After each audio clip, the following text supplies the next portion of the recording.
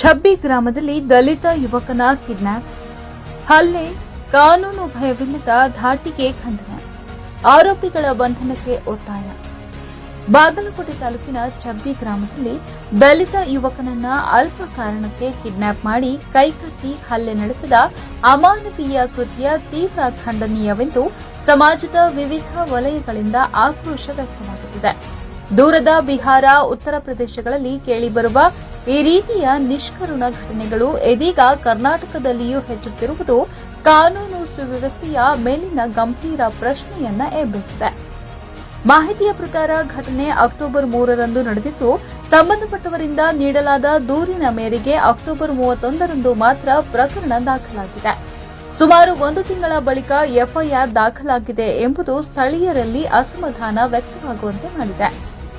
ಈ ಹಿನ್ನೆಲೆಯಲ್ಲಿ ಬಾಗಲಕೋಟೆ ಜಿಲ್ಲೆಯ ಉಸ್ತುವಾರಿ ಸಚಿವ ಶ್ರೀ ತಿಮ್ಮಾಪುರ ಅವರು ಕೂಡಲೇ ಮಧ್ಯಪ್ರವೇಶಿಸಿ ಆರೋಪಿಗಳನ್ನು ಬಂಧಿಸಲು ಸಂಬಂಧಿತ ಅಧಿಕಾರಿಗಳಿಗೆ ಸೂಚನೆ ನೀಡಬೇಕೆಂಬ ಬೇಡಿಕೆ ಎದುರಾಗಿದೆ. ಅಲ್ಲದೆ ರಾಜ್ಯದ ಗೃಹ ಸಚಿವರು ಈ ಘಟನೆಗೆ ಗಂಭೀರವಾಗಿ ಸ್ಪಂದಿಸಿ ಇಂತಹ ಘಟನೆಗಳು ಮರುಕಳಿಸದಂತೆ ಪೊಲೀಸರು ಕಾನೂನು ಜಾರಿಗೆ ಕಟ್ಟುನಿಟ್ಟಿನ ನಿರ್ದೇಶನ ನೀಡಬೇಕೆಂದು ಸಾಮಾಜಿಕ ವಲಯಗಳು ಆಗ್ರಹಿಸಿವೆ.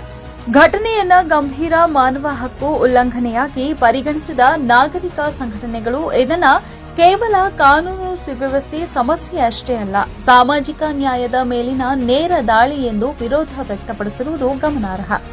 ಪೀಡಿತನಿಗೆ ನ್ಯಾಯ ಸಿಕ್ಕಿ ಆರೋಪಿಗಳ ವಿರುದ್ಧ ತಕ್ಷಣ ಕಾನೂನು ಕ್ರಮ ಕೈಗೊಳ್ಳಬೇಕೆಂಬ ಒತ್ತಡ ಸ್ಥಳೀಯವಾಗಿ ಹೆಚ್ಚುತ್ತಿದೆ.